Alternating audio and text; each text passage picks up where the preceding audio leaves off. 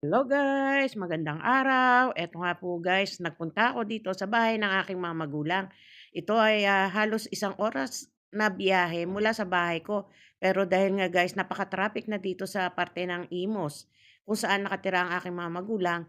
Nako, inabot guys ako ng 2 oras. Kasi nga, sobrang traffic, lalo na ganito raw talaga sa Pilipinas kapag merong mga eskwelahan at merong pasok ang mga bata, nako, sobrang traffic. Asahan mo na hindi ka makakalusot dahil nga sa dami ng sasakyan at dahil nga tinagal na po ako sa biyahe, ayan, nagutom na. Pagdating ko, nakaahin na ang aking nanay at nako, alam niyo ba kung anong lutong ulam?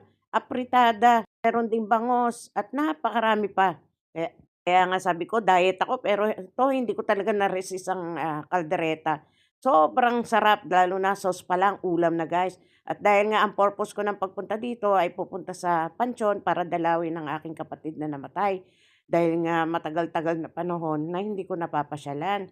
Ang sabi nga ng mga anak ng kapatid ko, napupunta rin daw sila. Kaya sama-sama kami na pupunta sa pansyon. Malapit lang naman tong lugar na to sa bahay namin guys. Pero dahil nga mainit, ang sabi ng kapatid ko mag-i-e-bike daw kami. Nung unang sakay ko guys, medyo ninervyos ako, masyadong reckless driver 'tong kapatid kong babae. Pero dahil nga confident naman siya at malakas ang loob, ayan, sabi ko nga, hindi na ako matatakot at nagkaroon na rin ako ng tiwala sa kanya at pumasok na nga kami sa loob ng pansyon guys at sabi ng kapatid ko nando'n na raw yung 2 pamangkin ko na naglilinis daw ng pansyon ng kanilang tatay at medyo masukal nga 'tong lugar na 'to guys.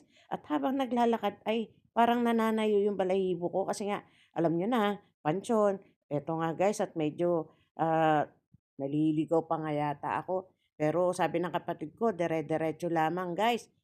Eto nga guys yung mga pagkakataon na kaya gusto kong umuwi ng Pilipinas ay para dalawin din guys yung mga namayapa kong mahal sa buhay tulad ng kapatid kong ito ay talaga namang hindi ko na pupuntahan kada oras. Kaya eto nga po guys, ang plano ko po ay bibigay po ako ng isang maiksing panalangin para sa soul ng aking kapatid at ng kanyang asawa. At nandiyan na nga pala yung aking mga pamangkin ay naglilinis na. Na-miss ko rin ang mga batang ito bagamat lumaking walang magulang ay napaka-bless naman dahil mababait at nakaraos din ang aking mga pamangkin. Kaya nga guys, after namin maglinis, nagdesisyon kami na pumunta sa bahay ng nanay upang magmeryenda kasama ng mga bata. Kaya guys, maraming maraming salamat palagi sa patuloy na panonood ng aking mga video.